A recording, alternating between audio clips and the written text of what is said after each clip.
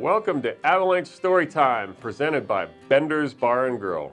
This is Jim Armstrong, former sports columnist at the Denver Post. These days, I own Bender's up in Westminster in the Westminster Promenade Ice Center. If you don't think we're the preeminent hockey bar in the metro area, you haven't seen the framed Original Six jerseys above the bar. We have poutine on the menu. That must make us a hockey bar. All kinds of good stuff on the menu. Come on up to Bender's and check us out. I'm your host, Adrian Dater, and today I want to take you back again to 1997. A follow-up to a previous story time that we did on Joe Sakic signing that big offer sheet with the New York Rangers, remember, and the Avalanche had a week to match it, and they did. They had to come up with $15 million in cash. Had to sell off some of the equity in the Pepsi Center to do that. Well, today I want to get into the other part of that story and how they came up with the cash to alleviate some of their problems at the time. Basically, the Harrison Ford movie Air Force One, summer blockbuster 1997, played a very big part in making that Sakic deal happen, for allowing the Avalanche to have cash flow that they needed at the time. And so here's what happened.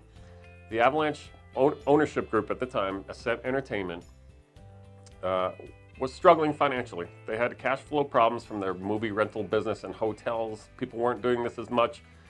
The writing was on the wall. This was not going to be a growth industry. But one thing that they did have as part of their portfolio of businesses was a little movie company called Beacon Pictures. That summer in production was a Harrison Ford movie that they were financing. Beacon was financing the movie Air Force One, starring Harrison Ford, the story of a U.S. president who gets kidnapped by Russian bad guys on the plane itself, and all kinds of mayhem ensues from there. But this film was really important to the keeping of Sakic and the overall health in general, because in the summer of 1997, the movie came out on July 25th.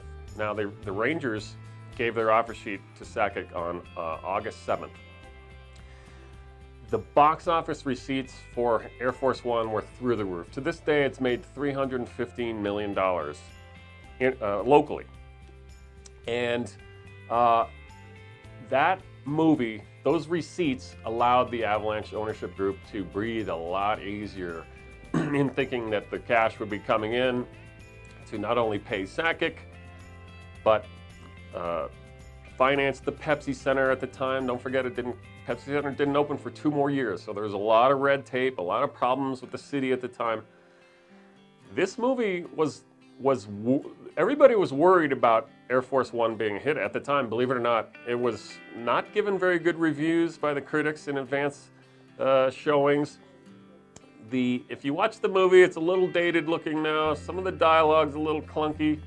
Some of the Russian characters could just, have, Russian Cold War stereotypes stamped across their foreheads with some of the dialogue. Gary Oldman, who was an Englishman, played the Russian bad guy in an accent that was a little iffy maybe for a Russian. So there were a lot of worry about this film coming through, but come through it did. It had all kinds of money obviously flowing into the Ascent Entertainment Group coffers through their Beacon subsidiary. Here's the other interesting fact about this movie. Originally, in the summer of '97, the Beacon was going to put out another movie for that summer. It was going to be, it was the Michelle Pfeiffer, Jessica Lange movie, 1,000 Acres. And so that was going to be the summer movie for them. Air Force One was going to be the winter movie, the Christmas movie. 1,000 Acres, if that had come out in the summer of '97, would have created a lot of problems for Ascent. That movie turned out to be the real bomb. Cost $23 million to make, only made $8 million.